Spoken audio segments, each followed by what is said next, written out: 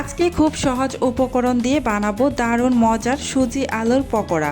বাইরে হবে ক্রিস্পি, ভিতরে নরম আর এতটাই টেস্টি যে একবার বানালে বারবার বানাতে মন চাইবে। বিকেলের নাস্তা বা অতিথি এলে একদম পারফেক্ট। চলুন একদম সহজভাবে বানানো দেখে নেই। প্রথমেই আমি চুলায় একটা প্যান বসিয়ে প্যানের মধ্যে 1 চামচের মতো তেল দিয়ে এতে আমি দিয়ে দিচ্ছি হাফ চামচ পরিমাণ আস্ত জিরা।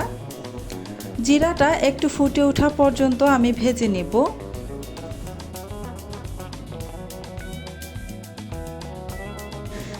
এবার এখানে দিয়ে দিচ্ছি আদা কুচি প্রায় 1 চামচের মতো আর রসুন কুচি প্রায় 1.5 চামচের মতো। এই আদা আর রসুন একদম মিহি কুচি করে তারপর এখানে দিয়ে নাড়াচাড়া করে একদম ব্রাউন কালার করে ভেজে নেব।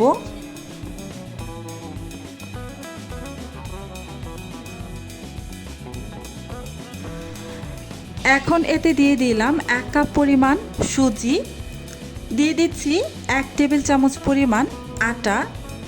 আপনারা চাইলে এখানে চাউলের গুঁড়া বা বেসনও ব্যবহার করতে পারেন। এবার নাড়াচাড়া করে চুলার আঁচ মিডিয়াম টু লো আঁচে রেখে একটু সুজিটাকে হালকা ব্রাউন কালার হওয়া পর্যন্ত ভেজে নেব। খুব বেশি সময় ধরে ভাজবো না, জাস্ট হালকা একটা কালার চলে আসলেই আমি এখানে পানি দিয়ে একটা ডো বানিয়ে নিব।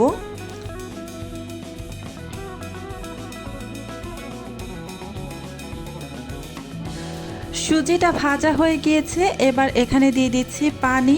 প্রথমে আমি এখানে বেশ খানিকটা পানি দিয়ে দিলাম, দিয়ে তারপর এই যে নাড়াচাড়া করে মিশিয়ে নিচ্ছি। সুজিটাকে খুব ভালোভাবে সিদ্ধ করে নিতে হবে। সুজিটা যেন খুব ভালোভাবে সিদ্ধ হয়ে যায় সেদিকে খেয়াল রেখে এখানে পানিটা ব্যবহার করতে হবে। আমি বেশ কিছুক্ষণ নাড়াচাড়া করে মিশিয়ে নিয়ে তারপর এখানে আরও কিছুটা পানি দিয়ে দিচ্ছি।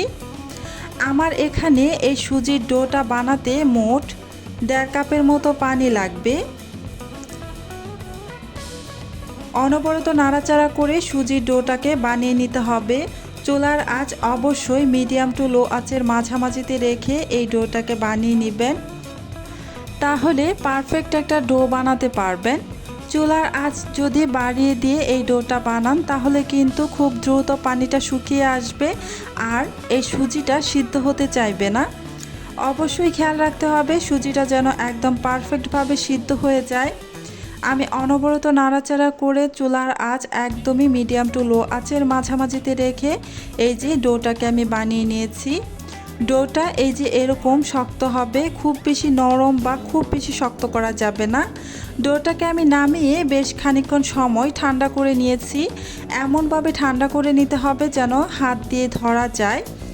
এবার এখানে 1 চা চামচ পরিমাণ চিলি ফ্লেক্স, 1 চা চামচ পরিমাণ গোলমরিচের গুঁড়া আর বেশ খানিকটা ধনিয়া পাতা কুচি, স্বাদ অনুযায়ী লবণ, হাফ চা চামচ পরিমাণ চিনি আর একটি বড় সাইজের সিদ্ধ করে নেওয়া আলু খোসা ছাড়িয়ে তারপর ভালোভাবে ম্যাশ করে দিয়ে দিলাম।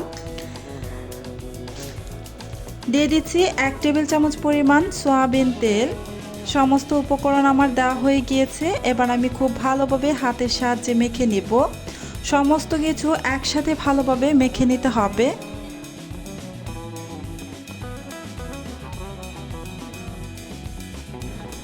এই যে মাখানো হয়ে গিয়েছে, এবার আমি হাতটাকে ধুয়ে তারপর এখান থেকে কিছুটা লেচি কেটে নিলাম।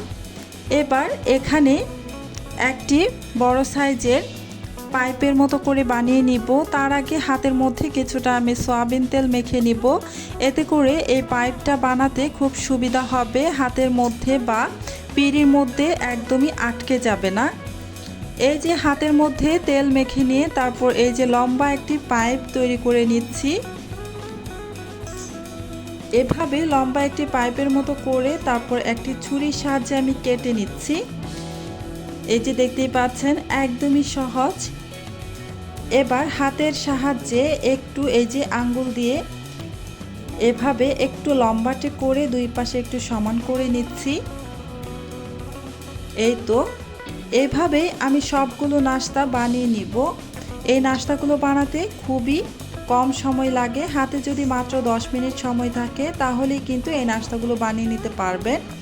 আর বিকেলের নাস্তা বা অতিথি আপ্যায়নে এই নাস্তাটা একদম পারফেক্ট হবে। এবার আমি চুলায় একটা প্যান বসিয়ে প্যানটাকে গরম করে এখানে বেশ খানিকটা সয়াবিন তেল দিয়ে দিচ্ছি। তেলটা গরম হতে থাক আর আমি সবগুলো নাস্তা বানিয়ে নিই। এই তো সবগুলো নাস্তা আমার বানিয়ে নেওয়া হয়ে গিয়েছে, দেখতেই পাচ্ছেন। এবার এই নাস্তাগুলোকে আমি ভেজে নেব। তেলটা গরম হয়ে গিয়েছে, তাই এখানে আমি সবগুলো নাস্তা দিয়ে দিচ্ছি। যতগুলো নাস্তা এখানে আমার জায়গা হবে সবগুলো নাস্তা এখানে দিয়ে দিচ্ছি। চুলার আঁচ মিডিয়ামে রেখে উল্টে পাল্টে এই নাস্তাগুলো খুব সুন্দর কালার করে ভেজে নেব। চুলার আঁচ বাড়িয়ে দিয়ে নাস্তাগুলো ভাজতে যাবেন না, তাহলে কিন্তু নাস্তাগুলো খুব ভালোভাবে ভাজা হবে না, খুব দ্রুত কালার চলে আসবে। এই যে নাস্তাগুলোর এক পাশ হয়ে গিয়েছে, কালার চলে আসছে, তাই আমি উল্টে দিয়েছি। এভাবেই আমি নাস্তাগুলোকে ভেজে নিয়েছি। এবার এই নাস্তাগুলো আমি তেল থেকে তেল ঝরিয়ে উঠিয়ে নেব। সেমভাবে বাকি সবগুলো নাস্তা ভেজে নেব। এই ছিল আজকের খুব সহজ আর মজার সুজি আলুর পকোড়া রেসিপি। দেখতেই পাচ্ছেন বাইরে কত সুন্দর ক্রিস্পি আর ভেতরে একদম নরম ও টেস্টি হয়েছে। বিকেলে নাস্তা, অতিথি আপ্যায়ন বা হঠাৎ কিছু খেতে ইচ্ছা করলে এই রেসিপিটা অবশ্যই ট্রাই করবেন। আমি আশা করি আপনি যদি আমার দেখানো এই পদ্ধতিতে বানান তাহলে আপনার পকোড়াও একদম পারফেক্ট হবে। রেসিপিটা যদি আপনার ভালো লাগে তাহলে ভিডিওটিতে একটা লাইক দিয়ে দিন, এতে আমার অনেক উৎসাহ বাড়ে। আর আপনি যদি এই চ্যানেলে নতুন হয়ে থাকেন তাহলে অবশ্যই চ্যানেলটি সাবস্ক্রাইব করে পাশে থাকা বেল আইকনটি অন করে রাখুন, যাতে আমার নতুন নতুন সহজ ও মজার রান্নার রেসিপি সবার আগে আপনি পেয়ে যান। আজকে তাহলে এখানেই শেষ করছি। আল্লাহ হাফেজ।